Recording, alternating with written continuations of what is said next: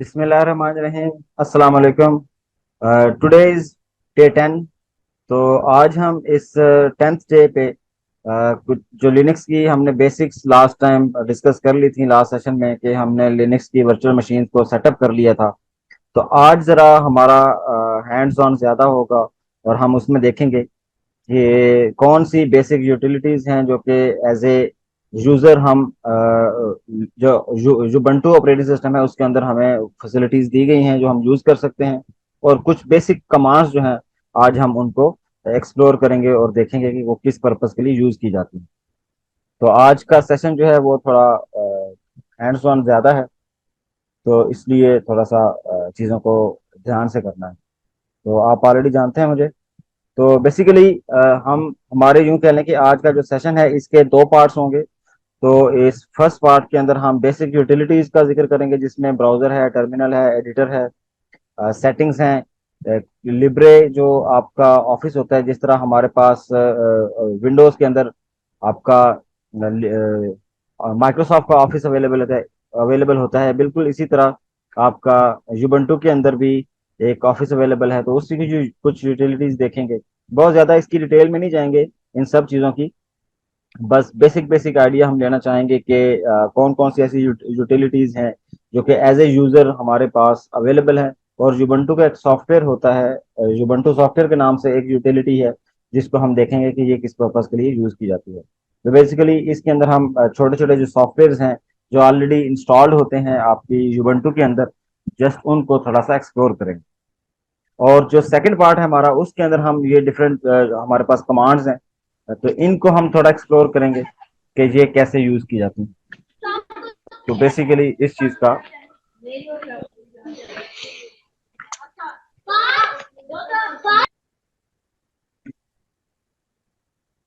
Okay जी। तो ये चंद commands हैं जिनको हम यूज करेंगे और थोड़ा एक्सप्लोर करेंगे कि ये किस पर्पस के लिए यूज की जाती हैं और उनकी यूटिलिटी को थोड़ा हम हैंड्स ऑन करें। ठीक हो गया जी। तो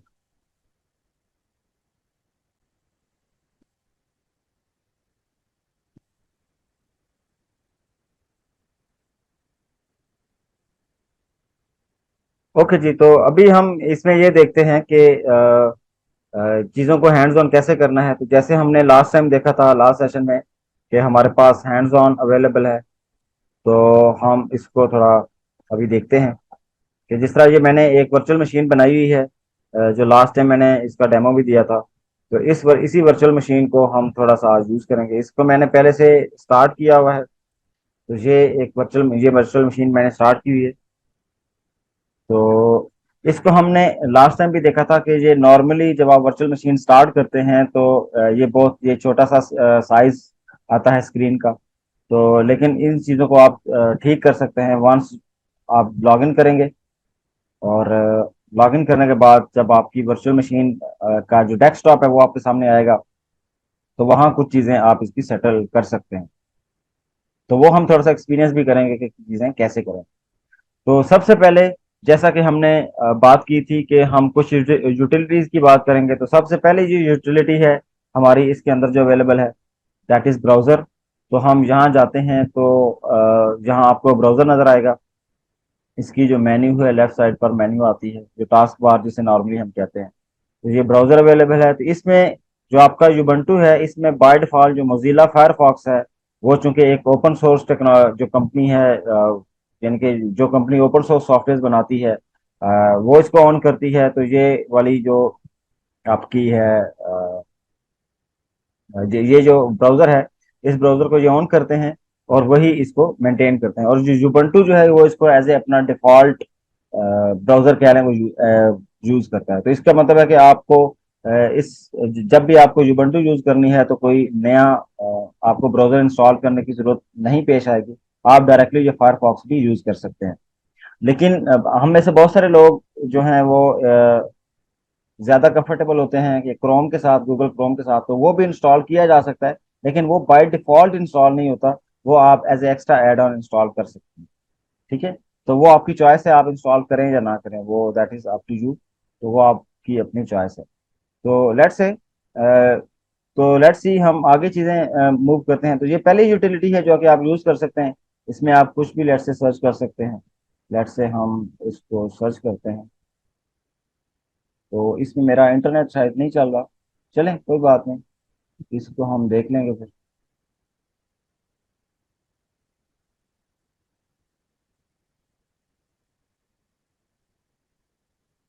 ओके कोई बात नहीं, इसको चलें, मैं देख लूंगा। ओके, तो ये पहली यूटिलिटी होगी जो कि आप इसको देख सकते हैं।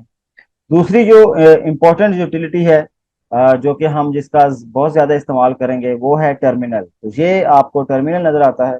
मैंने आपको लास्ट सेशन में भी बताया था कि जिस तरह हमारा विंडोज़ में कमांड प्रॉम्प्ट होता है, बिल्कुल इसी तरह की एक यूटिलिटी होती है जिसे हम टर्मिनल कहते हैं। ठीक है, तो इसमें हम क्लिक करते हैं, तो यहाँ ये हमारे पास ये टर्मिनल ओपन हो जाता है, जहाँ इसको हम मजीद जूम भी कर सकते हैं, ताकि अगर हमें किसी किस्म की चीज़ें व्यू करने में इशू आ रहा है तो हम यहाँ से जूम कर सकते हैं, ताकि साइज जो है वो इंक्रीज हो जाए और हम इस पे डिफरेंट कमांड्स जो है वो एग्जीक्यूट कर सकें। तो ये दिस इज योर टर्मिनल, तो जिसका आज हम बहुत ज़्यादा इस्तेमाल करेंगे।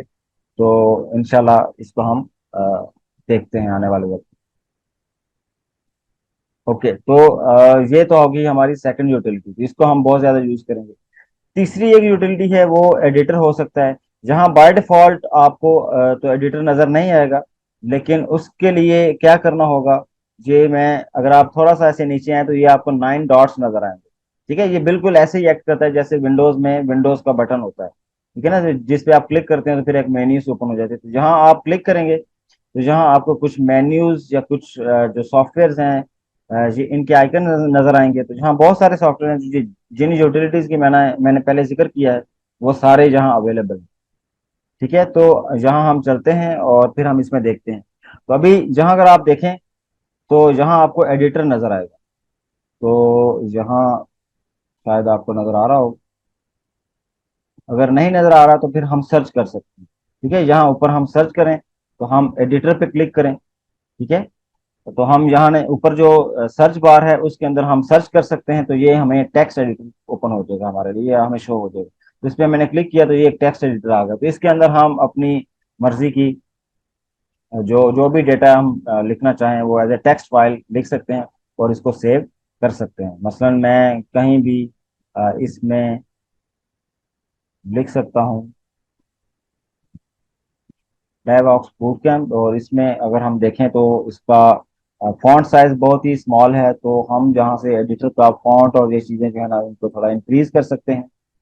तो हम इसको ये कहते हैं कि भाई हम थोड़ा सा इसको इंक्रीज करना चाहते हैं, तो यहाँ से हम साइज को इंक्रीज कर सकते हैं। लेट से हम इसको 20 कर देते हैं, और इस तरह करके हम यूज करते हैं। तो ये देखें, तो हमारे पास ये जो एडिटर है, इसमें हमने डेटा लिख दिया। लेट से टुडे इज डे 10। ठीक है, तो इसको फिर मैं सेव कर सकता हूँ। तो सेव पे क्लिक किया तो ये मुझे मेन्यू शो करेगा कि मैंने कहाँ सेव किया। तो लेट्स से मैं एक छोटा सा डेस्कटॉप के ऊपर जाकर इसमें एक फोल्डर क्रिएट करता हूँ, राइट क्लिक करता हूँ और जहाँ मैं एक फोल्डर क्रिएट क्रिएट कर देता हूँ। आई थिंक ये मुझे फोल्डर क्रिएट करने की यहाँ से परमिशन नहीं दे रहा। तो ओके कोई बात नहीं। ओके, तो हम सिंपल इसको नाम दे देते हैं डेवऑप्स का।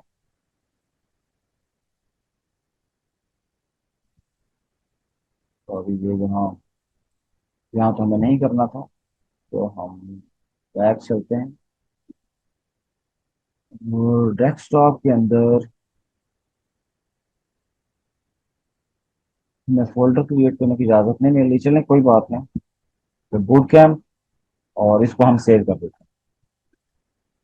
तो ये जैसे ही हमने सेव किया, तो डेस्कटॉप के ऊपर एक फाइल बन जानी चाहिए जो कि हमें शो हो रही होगी। ये यहाँ कॉर्नर में, राइट कॉर्नर में मेरे पास शो हो रही है। इसको मैं थोड़ा सा ऊपर मूव करके ले आता हूँ ताकि इजी हो अंडरस्टैंड करना देखना। तो यहाँ ये मैंने टेक्स्ट फाइल फाइल लिख ली। तो किसके अंदर, किसको यूज करते हुए, मैंने एडिटर को जो इसके अपने अंदर बिल्ट इन अवेलेबल। तो ये यूटिलिटी है कि अगर आप जिस तरह हम विंडोज में नोट पैड यूज करते हैं, तो ये आपका जुबंटू के अंदर टेक्स्ट एडिटर के नाम से ये यूटिलिटी अवेलेबल। तो ये हमारी नेक्स्ट वाली यूटिलिटी हो गई। इसके अलावा हमारी कुछ और यूटिलिटीज हैं, मसलन जहां हम इसी तरह 9 डॉट्स पे क्लिक करते हैं तो यहाँ एक सेटिंग्स की ऑप्शन, ठीक है, ये सेटिंग्स, इस पे क्लिक करेंगे तो आप Ubuntu के डिफरेंट सेटिंग्स में जा सकते हैं, जिसमें फिर आप नेटवर्क की सेटिंग कर सकते हैं, ब्लूटूथ की सेटिंग करनी है, बैकग्राउंड वगैरह आपने सेट करना है तो यहाँ से आप अपना बैकग्राउंड चेंज कर सकते हैं, कोई अपीयरेंस वगैरह चेंज करनी है, कलर वगैरह, कलर स्कीम चेंज करनी है तो वो कर सकते हैं। इसी तरह डिफरेंट एप्लीकेशंस के साथ भी काम कर सकते हैं।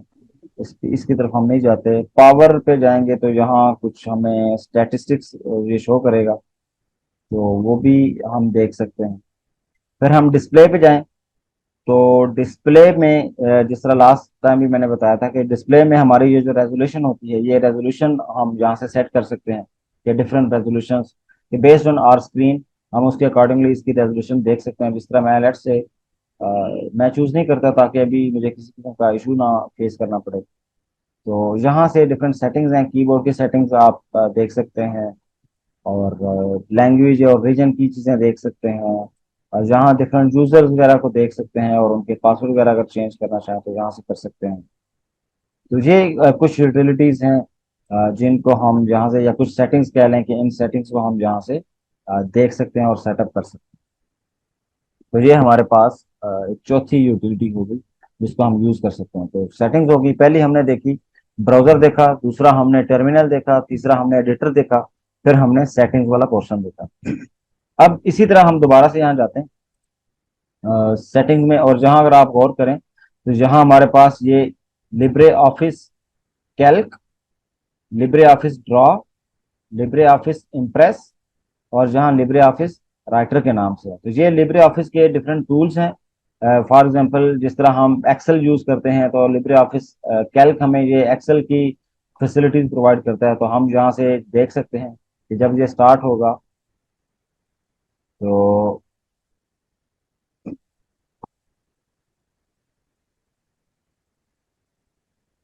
जब ये स्टार्ट होगा तो ये हमें डिफरेंट कैलकुलेशंस की ये राइटर ओपन हो गया,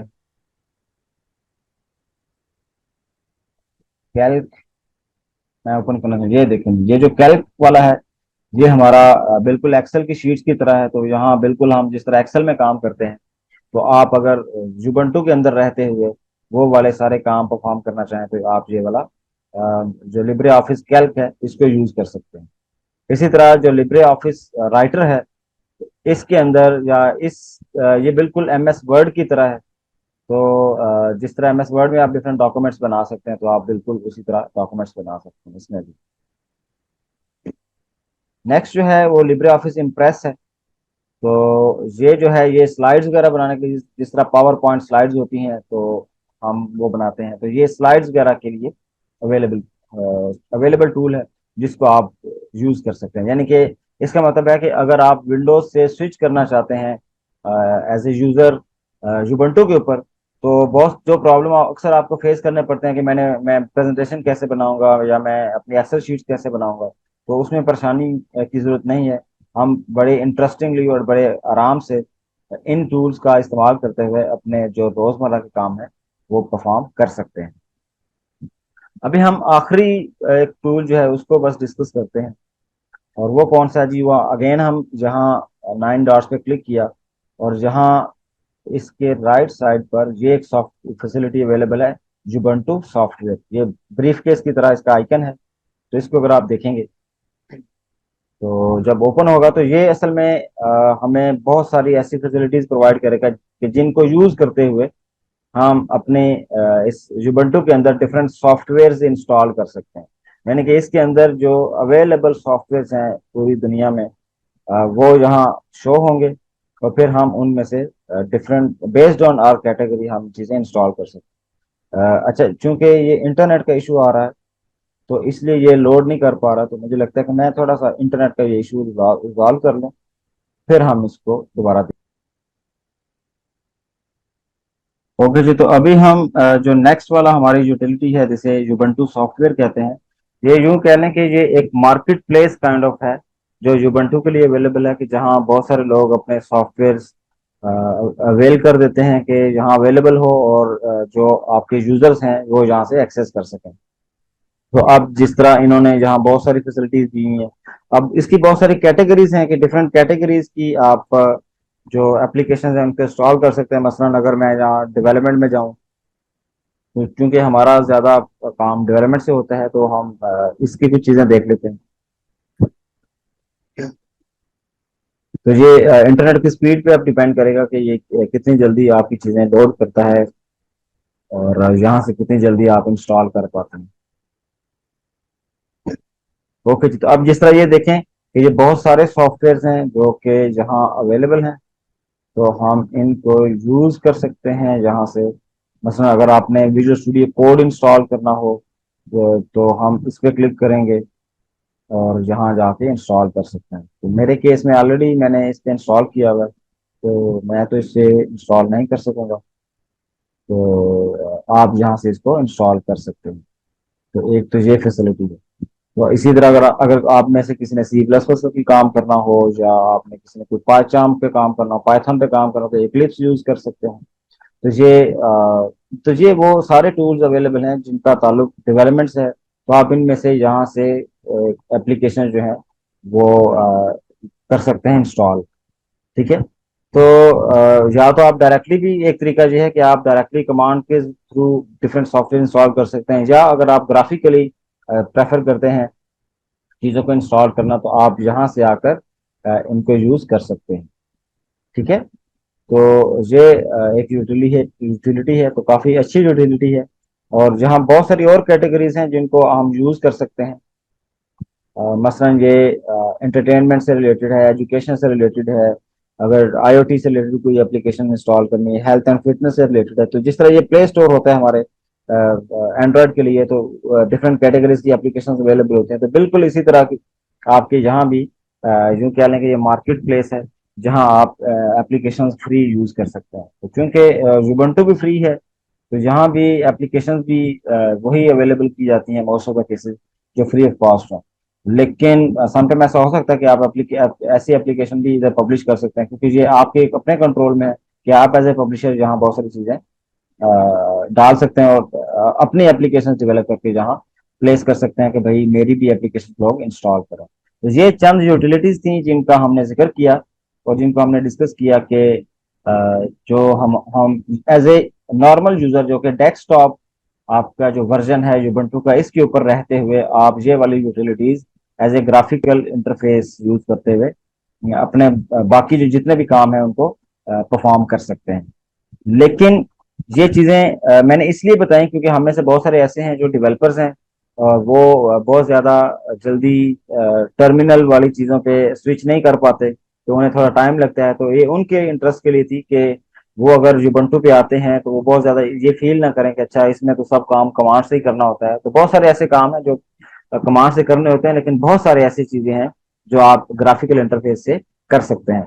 लेकिन still as a DevOps engineer हम इसको प्रेफर नहीं करते कि हम काम जो है वो ग्राफिकल इंटरफेसेस से करें, क्योंकि हमने जिन मशीन्स के साथ काम करना होता है उनके ग्राफिकल इंटरफेसेस होते ही नहीं है।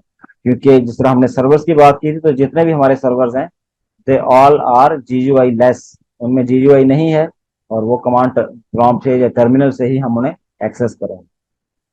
ठीक है। तो ये चंद ऐसी यूटिलिटीज थी जिनको हमने डिस्कस किया, और हमने देख लिया कि इनको हल्का फुल्का यूज कैसे करना है, या आप यूज करके थोड़ा सा ट्राई कर सकते हैं।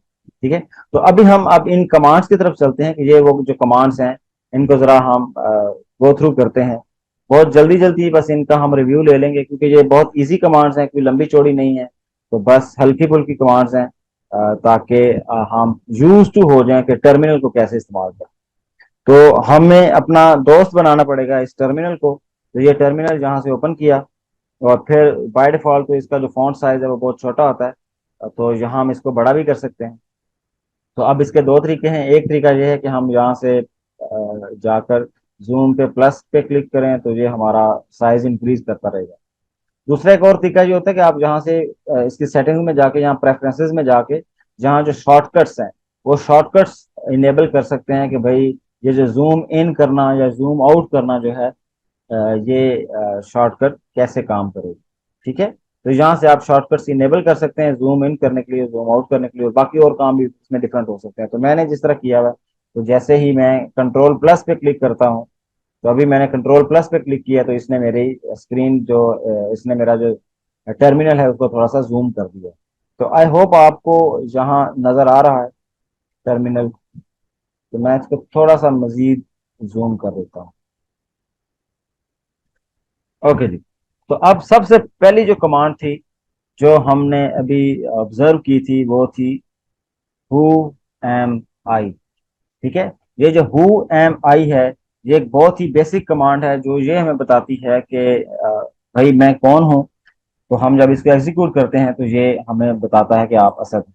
अच्छा, ये इसने कैसे बताया? तो बेसिकली होम हु एम आई, ये जो एप्लीकेशन है ये हमें यूजर नेम बताती है कि इस टाइम जो टर्मिनल यूज किया जा रहा है वो कौन सा यूजर इस्तेमाल कर रहा है। तो ये अगर आप देखें तो ये मैंने मशीन का नाम रखा हुआ था CS494, और एट द रेट के बाद ये नाम लिखा होता है, और एट द रेट से पहले मेरा जो नाम है वो आ रहा है, वो इसलिए आ रहा है क्योंकि मैंने इस यूजर नेम का अकाउंट बनाया हुआ था। तो जब हम हु एम आई टाइप करते हैं तो ये हमें रिटर्न करता है कि कौन सा यूजर इस टाइम लॉग इन हुआ है। तो अगर हम इस टर्मिनल पे किसी और यूजर को लॉग इन करें जो कि फिलहाल यहाँ अवेलेबल नहीं है, आने वाले कुछ सेशन में जब हम यूजर मैनेजमेंट करेंगे तो वहां हम देखेंगे कि डिफरेंट यूजर्स हम क्रिएट कर सकेंगे। फिर हम अगेन यही इसी कमांड का वहां इस्तेमाल करके चेक करेंगे कि डिफरेंट यूजर्स के लिए यही कमांड डिफरेंट एक्ट करेगी क्योंकि उनके डिफरेंट नेम्स वो बताए। ठीक है। तो this was our first command जो कि हमें पता होनी चाहिए कि जैसे ही हमें ये पता करना है कि रन टाइम पे हमें वैसे तो हमें इस कमांड के थ्रू पूछने की जरूरत नहीं है क्योंकि यहाँ जो टर्मिनल आ रहा है इसमें सबसे पहले एट द रेट से पहले यूजर का नाम ऑलरेडी आ रहा है। लेकिन सम टाइम ऐसा होता है कि हमें स्क्रिप्ट्स के अंदर जरूरत पड़ती है। जब हम कुछ स्क्रिप्ट्स लिखते हैं तो उसमें हम टर्मिनल से दो देख तो नहीं सकते, तो क्योंकि हमने कोड लिखा होता है तो कोड के अंदर हमें यूजर नेम की जरूरत पड़ती है। तो हम वहां से फिर ये हु एम आई की जो कमांड है उस स्क्रिप्ट के अंदर वो यूज करके यूजर नेम करंट करंट जो लॉग यूजर नेम होता है उसको गेट कर सकते हैं। तो this is our first command. तो इसी तरह एक और फैसिलिटी है जिसे हम कहते हैं PWD। ठीक है। PWD, तो ये हमारे पास एक फैसिलिटी है जो हमें ये बताती है तो what is the present working directory. तो आपने जब टर्मिनल पे काम किया होगा तो आपने देखा होगा कि उसमें वर्किंग डायरेक्टरी का बहुत ज्यादा जिक्र आता है कि आप इस टाइम कौन सी डायरेक्टरी के अंदर खड़े हुए हैं और वहां बैठ के अपने काम परफॉर्म कर रहे हैं। तो जब हम PWD लिखते हैं तो PWD stands for present working directory, या कुछ लोग इसको करंट वर्किंग डायरेक्टरी भी कहते हैं। तो ये हमें पूरा पाथ रिटर्न करता है कि भाई इस टाइम जो आपके यूजर्स हैं वो किस जगह जो आपका यूजर है जो कि एक्चुअली काम कर रहा है वो कौन से उस पे वर्किंग डायरेक्टरी पे रहते हुए काम परफॉर्म कर रहा है। तो ये यहाँ से /home/असद के नाम से एक पूरी डायरेक्टरी है जिसके अंदर इस टाइम करंट जो यूजर है वो बैठकर काम अपना परफॉर्म कर रहा है। तो ये सिर्फ इसी पर्पज के लिए यूज की जाती है कि मैं चेक करना चाह रहा हूँ कि मैं कौन से वर्किंग डायरेक्टरी में हूँ। तो हम डायरेक्टरीज चेंज भी कर सकते हैं। फिलहाल आज तो हम चेंज नहीं करेंगे। उसकी रीजन ये है कि जो डायरेक्टरी से रिलेटेड जितना काम है वो हम इंशाल्लाह नेक्स्ट सेशन में उसको डील करेंगे। तो फिलहाल हम ये सिंपल वाली जो चीजें हैं उन्हीं को डिस्कस करेंगे। अच्छा, there is a third command जिसको हम कहते हैं LS। ठीक है। LS जो है ये कमांड यूज की जाती है to list the contents of a directory. तो डायरेक्टरी नॉर्मली हम फोल्डर को कहते हैं, जिस तरह विंडोज में हम फोल्डर कहते हैं, और इसके अंदर हम इसको कहते हैं इसके अंदर ये जो हमारी वो है जुबंटू, इसके अंदर हम इसको डायरेक्टरी कहते हैं। ठीक है। तो अब किसी भी एक डायरेक्टरी जो कि वर्किंग डायरेक्टरी है आपकी, आप जहाँ खड़े हुए हैं उसके अंदर जितने भी फाइल्स एंड फोल्डर्स हैं अगर आप वो देखना चाहें तो हम LS की कमांड यूज कर सकते हैं। LS की कमांड के बहुत सारे वेरिएंट्स हैं। इन वेरिएंट्स को हम इंशाल्लाह नेक्स्ट सेशन में डिटेल में डिस्कस करेंगे। ये जस्ट इसलिए बताना था कि अगर हमें करंट वर्किंग डायरेक्टरी का पता करना हो तो ये सिंपल कमांड यूज कर लेंगे। उसके अंदर कौन से फाइल्स एंड फोल्डर्स हैं तो उसके लिए हम LS की कमांड यूज करते हैं। तो जहाँ इसके अंदर अगर आप देखें तो इसमें डेस्कटॉप का फोल्डर है, CS494 का फोल्डर है, CS210 का फोल्डर है, और कुछ और मजीद फाइल्स हैं। ingress2.yml कीजिए, मैंने कुछ फाइल्स बनाई हुई हैं, कुछ काम अपना कर रहा था तो उससे रिलेटेड ये फाइल्स हैं। तो ये फाइल्स और फोल्डर्स जो हैं वो बने हुए हैं। तो अगर आप देखेंगे तो ये ब्लू कलर में जो आपको चीजें नजर आ रही हैं दीज आर फोल्डर्स। ठीक है। जो ग्रीन में नजर आ रही हैं ये कुछ स्क्रिप्ट्स हैं, और ये जो आपको व्हाइट में नजर आ रही हैं ये कुछ नॉर्मल फाइल्स हैं। ठीक है, तो ये इस तरह इन्होंने इसको डिफरेंशिएट किया हुआ है। तो this is our third command ls। तो फोर्थ कमांड है एक मैन है, एक मैन की कमांड है मैनुअल। ठीक है, ये मैन किस लिए, ये मैनुअल पता करने के लिए। आपको अक्सर पता है कि लेट से अगर आपको कोई कमांड पता हो कि फलां नाम की एक कमांड है, लेकिन उसको यूज करना ना आता हो या उसकी डिटेल अभी आपको ना पता हो, तो हम नॉर्मली क्या करते हैं, हम इंटरनेट पे जाते हैं, उस कमांड को टाइप करते हैं और उससे रिलेटेड डिटेल हमें शो हो जाती है। लेकिन ये जरूरी नहीं है कि आप इंटरनेट पे जाके उस कमांड की डिटेल देख सकते हैं। तो आप इसी टर्मिनल के अंदर रहते हुए भी किसी भी कमांड की डिटेल देख सकते हैं। मसलन हमने जो भी ये तीन ऊपर कमांड्स यूज की हैं, हम इनकी डिटेल देखना चाहते हैं। तो लेट्स से मैंने लिखा मैन, और मैं लिखता हूँ हु एम आई। ठीक है, हु एम आई में स्पेस नहीं होनी चाहिए और मैन से पहले। तो ये जब मैं एंटर किया तो ये मेरे सामने इस कमांड का मैनुअल ओपन हो गया। तो इस मैनुअल में उसने, अगर आप जहाँ गौर करें तो जहाँ लिखा हुआ है जी नेम इसका क्या है, who am I, print effective user ID, जो भी यूजर आईडी होगी इस टाइम जो करंट लॉग्ड इन यूजर है उसकी यूजर आईडी डिटेल शो कर देगा। और ये बहुत सारी और डिटेल भी इसने यहाँ मेंशन की है। इसके साथ इसने ये भी बताया कि ये जो कमांड थी ये किस बंदे ने लिखी थी, तो ये रिचर्ड साहब ने लिखी थी और वो इसके ऑथर हैं। अच्छा, फिर एरो बटन, डाउन जो एरो है उसको क्लिक करते हुए हम डाउन आ सकते हैं, तो आपको यहाँ नजर आ रहा होगा। अच्छा, इसमें जो लास्ट में अगर आप देखें तो एक हाईलाइटेड वाली लाइन जो है ना, इसमें एंड पे एक चीज बताया कि प्रेस H फॉर हेल्प और Q for quit, Q to quit. अब ये जो मैनुअल आपके सामने ओपन हो गया ना, आपका टर्मिनल गायब हो गया, अब आप मजीद कमांड टाइप नहीं कर सकते। ठीक है, तो आपके सामने मैनुअल ओपन रहेगा जब तक आप क्यू प्रेस नहीं करेंगे। तो मैं इधर से क्यू का बटन प्रेस करूंगा तो मैं वापस अपने टर्मिनल पे पहुंच जाऊंगा। ठीक है, तो मैन की कमांड यूज करके मैं किसी की भी कमांड की डिटेल पता कर सकता हूँ। मतलब मैं ls की कमांड की डिटेल पता करना चाहता हूँ, तो मैंने लिखा मैन ls, और फिर जब मैंने ये चेक किया तो इसने मुझे बताया कि लिस्ट डायरेक्टरी कंटेंट्स के, एक डायरेक्टरी जो है उसके अंदर क्या कंटेंट्स हैं, फाइल्स एंड फोल्डर कौन से हैं, वो हमें बता देगा। ठीक है, तो इसकी फिर बहुत सारी ऑप्शंस भी अवेलेबल हैं। तो इन ऑप्शन को कल के सेशन में इंशाल्लाह एक्सप्लोर करेंगे कि ये कौन कौन सी हैं और किस किस पर्पज के लिए यूज की जाती है। तो ये एक तो पूरा एक लंबा चौड़ा मैनुअल है जो आप देख सकते हैं कि इसी तरह की इंफॉर्मेशन आप इंटरनेट से भी एक्सेस कर सकते हैं। लेकिन लेट से अगर आपके पास इंटरनेट की फैसिलिटी इस मशीन पे अभी नहीं नहीं है, और लेकिन स्टिल आप कमांड्स की डिटेल चेक करना चाहते हैं, तो मैन की जो ये कमांड है ये हमें हेल्प करती है कि हम किसी भी कमांड की डिटेल देख सकते हैं। तो man actually stand for, man is actually stand for manual. जिस तरह ये हमें उमर फारूक भी बता रहे हैं कि देर इज अनदर यूटिलिटी जो ट्री की है, ट्री की कमांड भी है।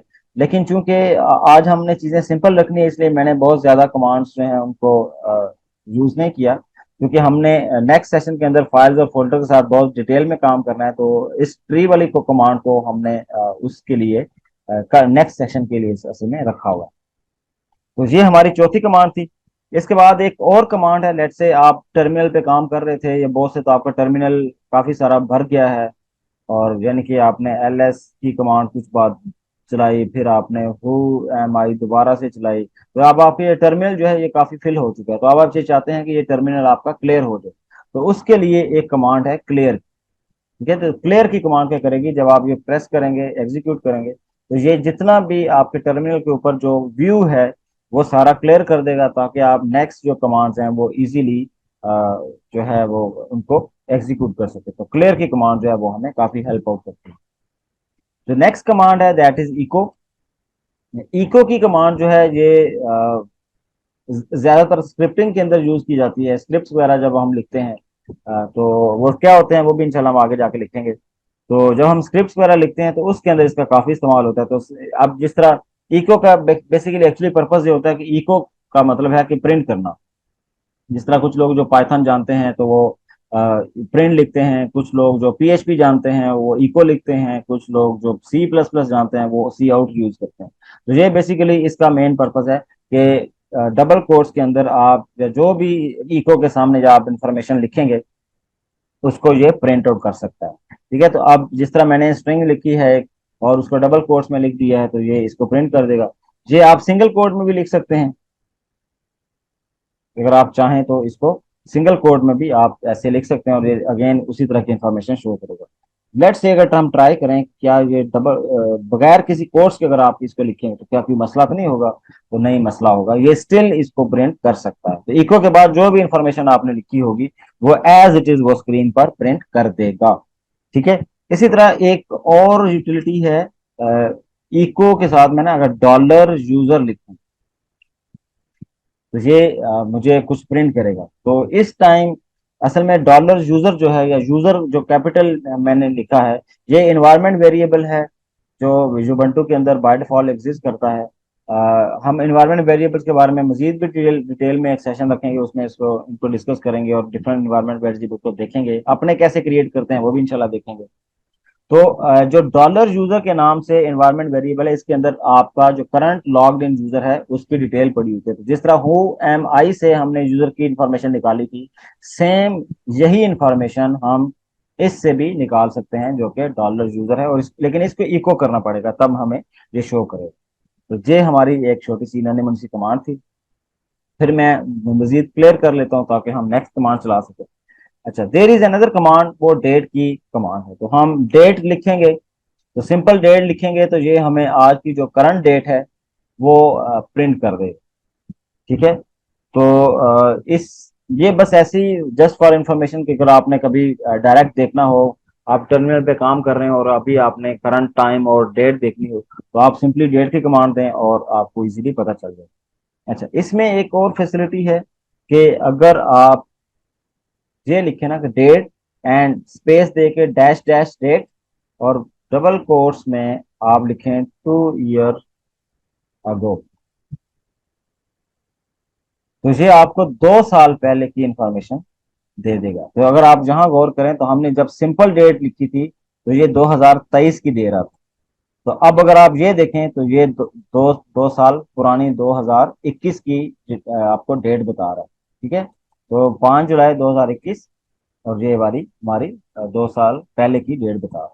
इसी तरह हम इसके अंदर अगर लेट से कल की डेट देखना चाहते हैं, यानी कि यस्टरडे, तो डबल कोट्स के अंदर मैं डेट के अंदर डबल कोट्स के अंदर यस्टरडे लिख दूंगा तो ये मुझे कल की डेट, ये 4 जुलाई, कल 4 जुलाई थी तो हमें वो बता रहा है। इसी तरह अगर हम एक लेट से इसको कहते हैं 10 सेकेंड्स अगो, तो ये हमें 10 सेकेंड्स अगो की जो इंफॉर्मेशन है वो हमें शो करेगा। डेट तो आज की होगी लेकिन जहाँ जो सेकंड्स हैं वो 10 सेकेंड्स पुराने जो हैं वो हमें शो करेगा। ठीक है। इसी तरह एक और यूटिलिटी है कि हम जहाँ अगर लिखें नेक्स्ट मंडे, ठीक है, जैसे मंडे ट्यूसडे या कोई फ्राइडे हम देखना चाहें तो उसकी डेट क्या है, तो यस जो नेक्स्ट मंडे है वो हमारा 10 जुलाई को आ रहा है। ठीक है। तो इसने मैं बता दिया। अब इसी तरह अगर मैं मंडे की बजाय फ्राइडे लिख दूं तो जो नेक्स्ट फ्राइडे है वो 7 की डेट को आ रहा है। ठीक है। तो इस तरह आप, अगर आप देखना चाहते हैं फलां दिन कौन सी डेट होगी, तो इस तरह की चीजें आप कर सकते हैं। इसी तरह जैसे हमने यस्टरडे किया है, बिल्कुल इसी तरह हम टुमारो भी कर सकते हैं। ठीक है। तो टुमारो ये हमें बताएगा टुमारो इज दिस डेट। अच्छा, यहाँ आप अगर आपने थोड़ा सा गौर किया हो तो मैंने एक काम किया था। मैंने अचानक जहाँ कमांड टाइप किए बगैर इस रो में कमांड आ गई। ये कैसे आई है? तो ये जैसे चली गई फिर आप वापस भी आ गई। तो इस तरह ये मैं कैसे कर पा रहा हूँ? ये जो अप डाउन एरोज होते हैं, ये अप डाउन एरोज हमें हेल्प करते हैं कि अगर जो प्रीवियस कमांड्स हमने चलाई उन्हीं में से हम उनको शायद दोबारा चलाना चाहें या उन्हीं को दोबारा रीयूज करके उनमें से कुछ हाफ रीयूज करना चाहें, तो इस तरह हम क्या कर सकते हैं, अप एरोज या डाउन एरोज की मदद से। अप करेंगे तो पिछली प्रीवियस प्रीवियस वाली आती जाएंगी, डाउन करेंगे तो जो करंट वाली जो लेटेस्ट वाली हैं वो आती जाएंगी। ठीक है। तो हम इन एरो कीज का बहुत ज्यादा इस्तेमाल करते हैं, तो ये हमें आनी चाहिए, बजाय इसके कि हम बार बार पूरी पूरी कमांड टाइप करें। हमें अप और डाउन जो एरोज हैं इनको यूज करना आना चाहिए। ये एक अच्छे डेवऑप्स इंजीनियर की निशानी है कि वो चीजों को, वो टर्मिनल को एफिशिएंटली अच्छे तरीके से इस्तेमाल करना जानता हूँ। ओके जी, उसके बाद हम अब चलते हैं हमारी जो नेक्स्ट कमांड है, दैट इज कैल्क। इसको मैं क्लियर कर देता हूँ। अच्छा, एक और आपको टर्मिनोलॉजी या एक और आपको शॉर्टकट बताता हूँ ये मैंने लेट से ये स्क्रीन क्लियर करनी है, तो मैं क्लियर की कमांड दूंगा तो ये क्लियर कर देगा। लेकिन लेट से हम मैं ये चाहता हूँ कि अच्छा मुझे बार बार ये क्लियर की कमांड ना देनी पड़े, तो इसके बगैर ही कोई ऐसी शॉर्टकट की हो जो हमें ये काम हमारे लिए परफॉर्म कर दे। तो हमारे पास एक शॉर्टकट की है कंट्रोल एल। ठीक है, कंट्रोल प्लस एल, इसको प्रेस करेंगे तो वो क्लियर कर दे। ठीक है, तो इसने मुझे मेरे लिए क्लियर कर दिया। अब हम कैल लिखते हैं, तो कैल इज यूज फॉर कैलेंडर। लेकिन ये कहता है कि भाई आपके पास तो ये कमांड अवेलेबल ही नहीं है। तो इसका मतलब यूबंटू पे कैल की कमांड यूज करने की फैसिलिटी मेरे पास अवेलेबल नहीं है। लेकिन एक बड़ी खूबसूरत बात यह है कि इसने मुझे एक सजेशन दी कि अगर आप ये फैसिलिटी चाहते हैं तो आप ये sudo apt इंस्टॉल एन कैल की एक कमांड होती है, इसको अगर आप एग्जीक्यूट कर दें तो ये आपकी यूटिलिटी आ जाएगी। तो मैं इसे कहता हूँ कि अच्छा यार हाँ मेरे लिए इंस्टॉल कर दो ताकि मैं इसको एक्सपीरियंस कर सकूँ। ये एपीटी क्या होता है? इस ये अक्सर में पैकेज मैनेजर है, तो हम इसको डिटेल में भी डिस्कस करेंगे, एक पूरा सेशन हम इस पे रखेंगे कि कैसे हम ये जो एपीटीज हैं इनको यूज करते हैं और किस पर्पस के लिए ये यूज करते हैं। तो बेसिकली ये इंस्टॉलेशन के लिए यूज किया जाता है। तो ये अब हमारे लिए कुछ चीजें डाउनलोड करेगा। और हाँ जी, हो गई। तो मैं इसे दोबारा क्लियर करता हूँ और फिर हम दोबारा से इसको टाइप करते हैं कैल। तो ये देखें, ये इसने मुझे करंट मंथ का जो कैलेंडर है वो शो कर दी।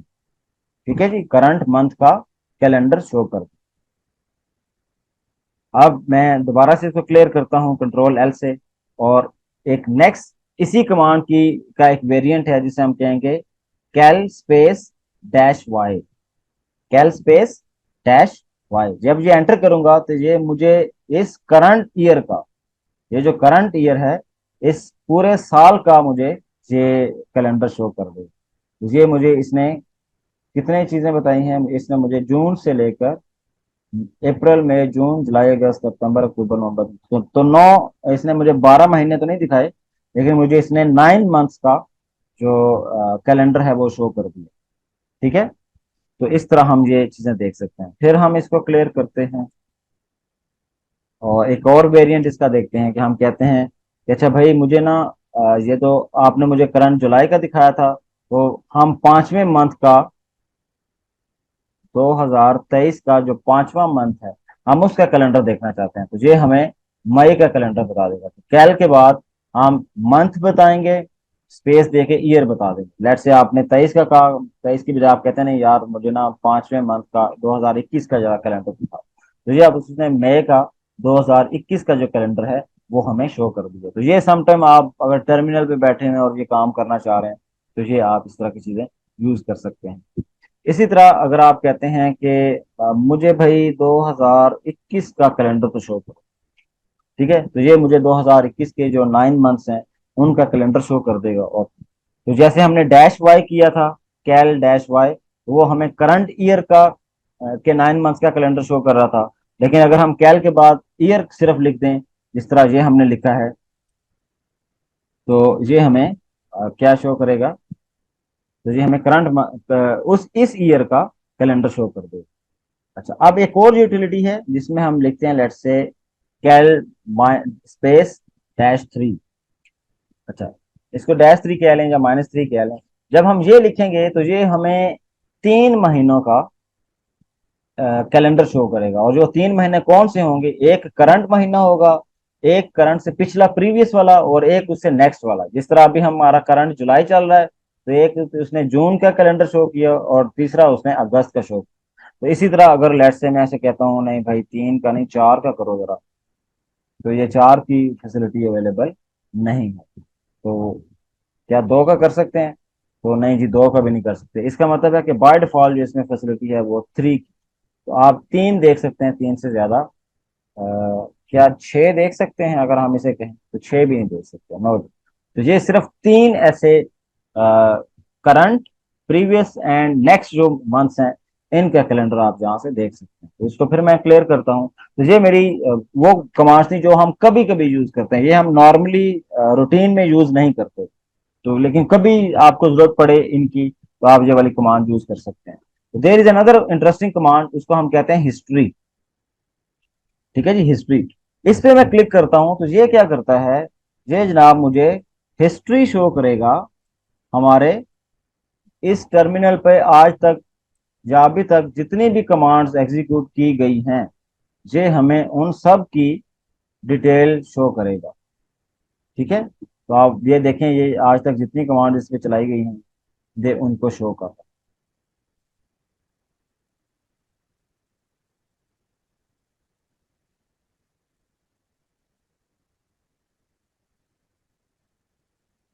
तो हिस्ट्री से, ठीक है जी, तो हिस्ट्री से ये सारी चीजें, ये सारी कमांड्स आ सकती हैं।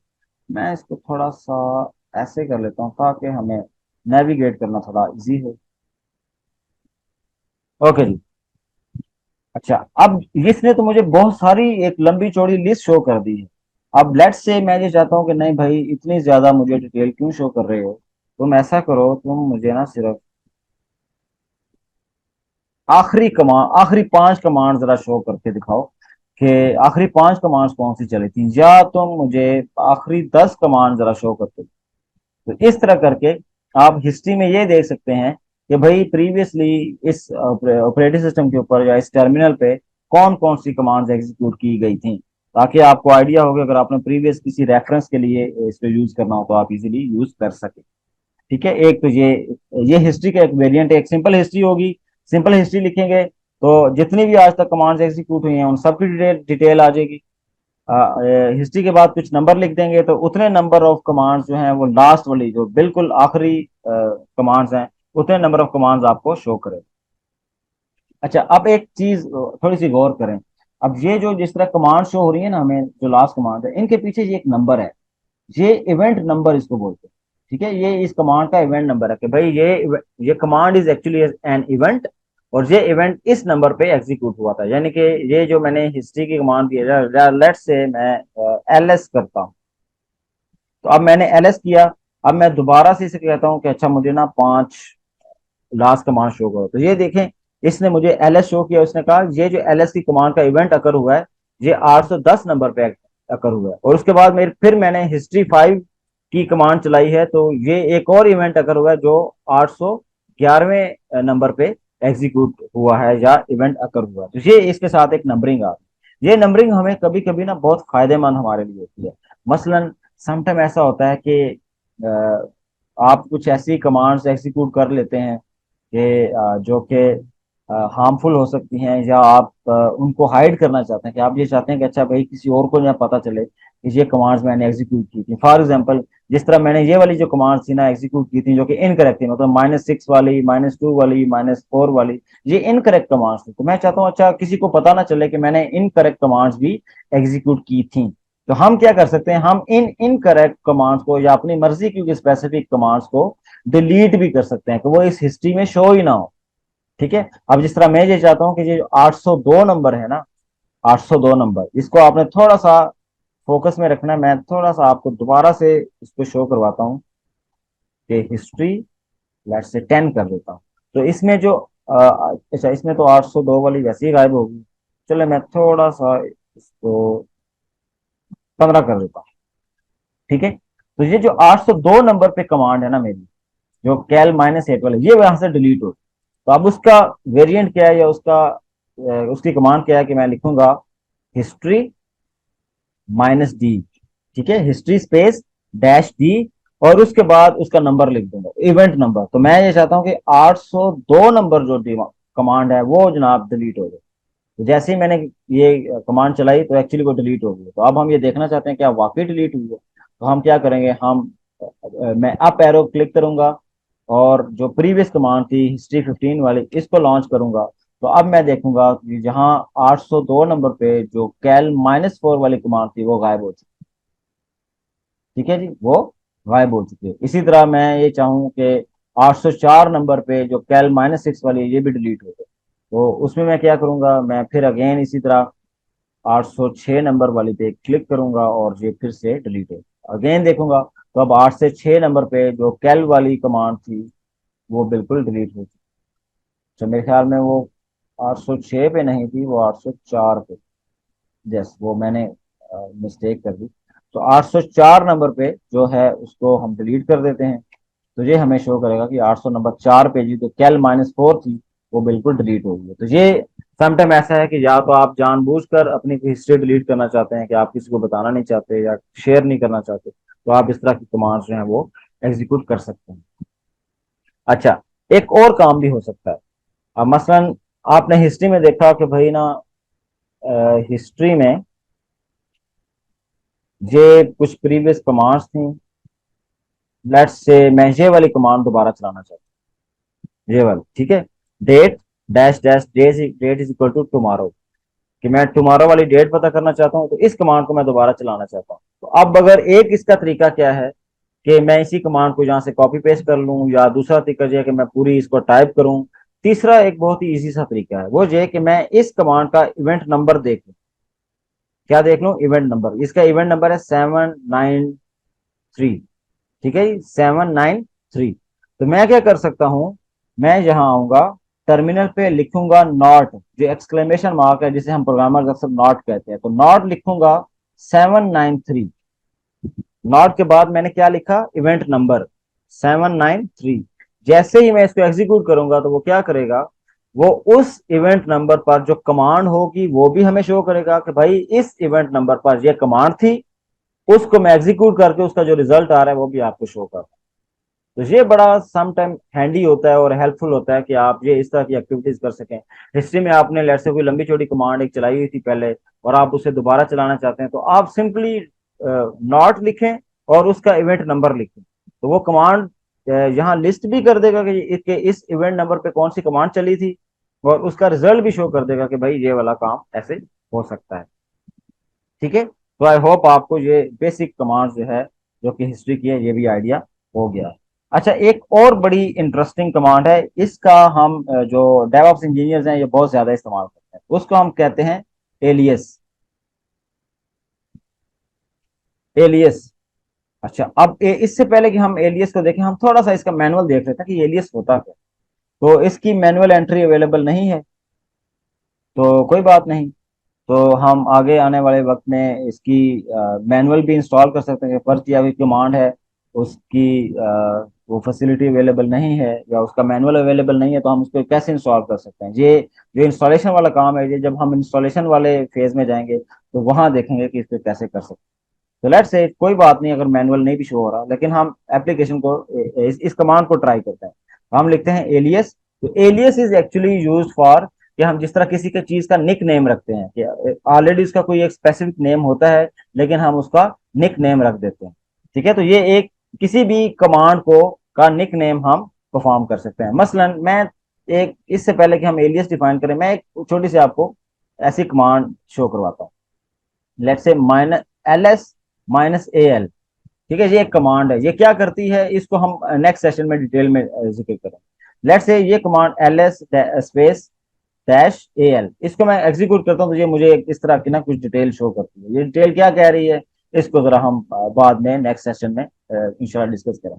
अच्छा, तो अब मेरा पॉइंट इसमें क्या है? पॉइंट ये कि ये देखें, ये कमांड में मुझे ये पूरी लिखनी पड़ेगी ना। ये कमांड फिलहाल तो ये बहुत छोटी है, हमने तो बड़ी कमांड अभी तक पढ़ी नहीं है। तो ये एक कमांड है।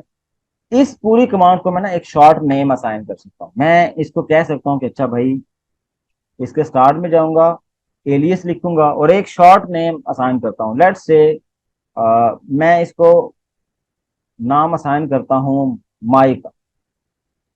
ठीक है, my। ऐसी कोई रैंडम सा नाम भी मैं दे सकता हूँ, कोई कोई वैसे स्पेशल नाम भी दे सकता हूँ। लेट्स से मैं इसे कहता हूँ सी फाइल्स। ये मैंने एक कमांड बना दी। ठीक है, ये कमांड है और मैं ये चाहता हूँ कि ये कर दिया। इसका मैंने किया क्या है, मैंने डिफाइन किया, मैं कह रहा हूँ जी एलियस बनाओ, निक नेम यानी कि बनाओ निक नेम क्या हो, सी फाइल्स। यानी कि ये जो कमांड है ना, ls स्पेस माइनस al, बजाय ये पूरा लिखने के मैं सिर्फ ये लिखूं, तो मेरी एक्चुअली वो वर्किंग परफॉर्म हो जो ये वाली कमांड परफॉर्म करती है। आई रिपीट कि ये कर कैसे रहे हैं। मैंने निक नेम लिखा, यानी कि एलियस का नाम लिखा, इक्वल साइन लगाया, और इक्वल साइन के बाद डबल कोट्स के अंदर मैंने जो एक्चुअल कमांड थी, जो कि एक्चुअली वो कमांड जो ये असल काम परफॉर्म करती है, वो लिख दी। तो इसका मतलब है इसके अंदर जितना भी मेंशन किया होगा उस पूरी कमांड को हम इस नाम से जान सकते हैं और ये यूज कर सकते हैं। मसलन मैं इसका एलियस बना देता हूँ, ये एलियस बन गया। अब मैं जब भी लिखूंगा ना सी फाइल्स और एंटर करूंगा तो ये मुझे वही फंक्शनैलिटी परफॉर्म करके देगा जो कि मेरी actual command ls space minus al कर रही। ठीक है, तो ये इस तरह के एलियस हम बनाते हैं क्योंकि जब हम बहुत सारे टूल्स के साथ काम करते हैं तो उनकी कमांड्स काफी लंबी चौड़ी होती हैं, तो फिर हमें बार बार एग्जीक्यूट करनी पड़ती हैं, तो फिर हम इस तरह अपने आसानी के लिए इस तरह एक हैंडी सा एलियस बना लेते हैं ताकि बाद में हमें बहुत ज्यादा प्रॉब्लम फेस ना करनी पड़े। ठीक है, तो ये एक एलियस बन गया।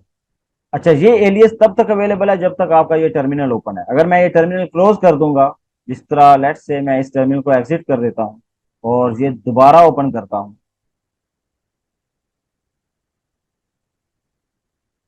तो अब हमने इसका नाम रखा था सी विदाउट स्पेसिस फाइल्स। तो अब मैं इसको क्लिक करूंगा तो ये कहेगा ये कमांड फाउंड ही नहीं हो रही, ये तो एग्जिस्ट ही नहीं करती।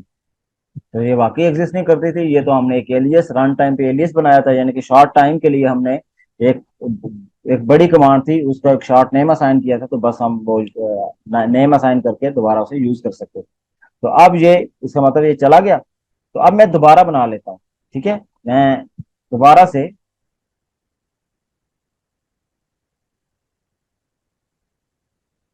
तो मैं दोबारा से यही एलियस बनाता हूँ और फिर हम दोबारा से यही काम परफॉर्म करते हुए देखें वो वही काम दोबारा से परफॉर्म कर।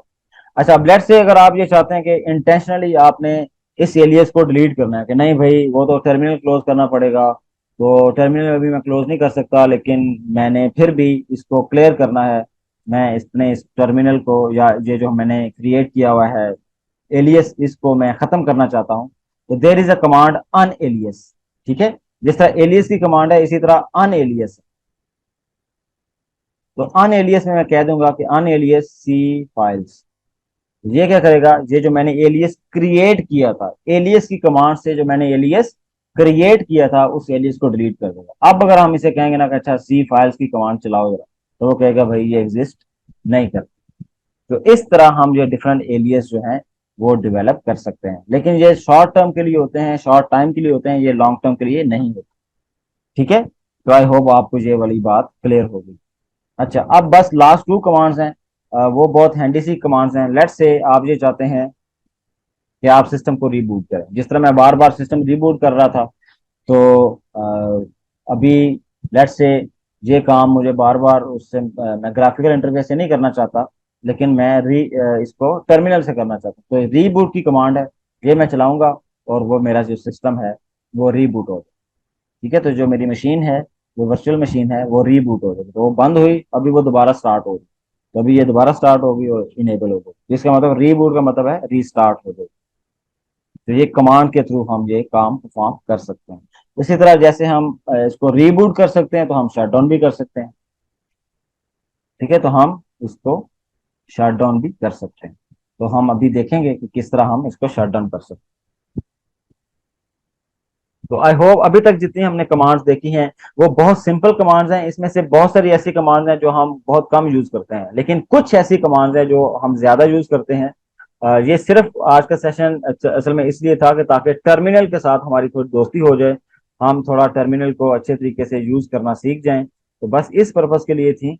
लेकिन जो एक्चुअल हमारा काम स्टार्ट होगा वो नेक्स्ट वाले सेशन से स्टार्ट होगा, तो जिसमें हम इसको डिफरेंट ऐसी कमांड्स जो कि एक्चुअली प्योरली यूज की जाती हैं फॉर डिफरेंट पर्पसेस, हम उनको यूज करें। ठीक है, तो अभी जैसे हमने रीबूट किया, अब मैं ये चाहता हूँ कि शट डाउन करो, तो सिस्टम को बिल्कुल शट डाउन करना चाहता हूँ, there is a command shut down.